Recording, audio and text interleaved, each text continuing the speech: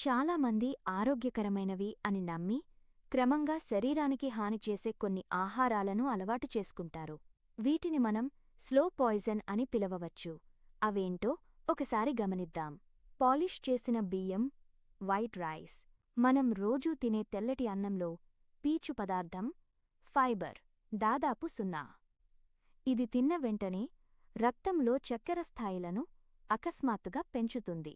ప్రత్యామ్నాయం: దంపుడు బియ్యం, brown rice, చిరుధాన్యాలు, మిల్లెట్స్ లేదా ముడి బియ్యం.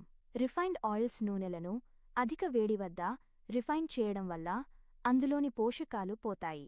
హానికరమైన ట్రాన్స్ ఫ్యాట్స్ తయారవుతాయి. ఇవి గుండె జబ్బులకు ప్రధాన కారణం.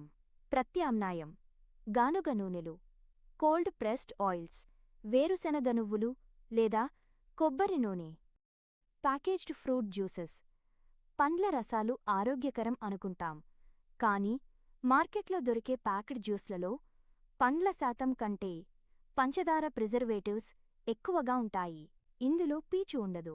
ప్రత్యామ్నాయం: నేరుగా పండ్లను తినడం లేదా ఇంట్లోనే పంచదార లేకుండా చేసుకున్న తాజా రసం. మైదాపిండి, రిఫైన్డ్ ఫ్లార్. బిస్కెట్లు, పిజ్జా, సమోసాలలో వాడే మైదా పేగుల గోడలకు అంటుకుని జీర్ణక్రియ మందగిస్తుంది.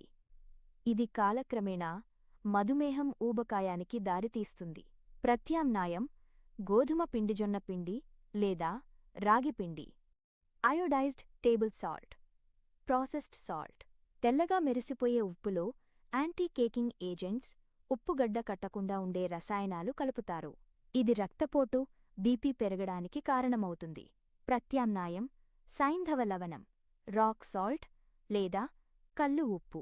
గుర్తుంచుకోవాల్సిన విషయం: ఆరోగ్యం అనేది మనం తినే ఆహారం మీద మాత్రమే కాదు, ఆ ఆహారం ఎలా తయారైంది అనే దానిమీద కూడా ఆధారపడి ఉంటుంది.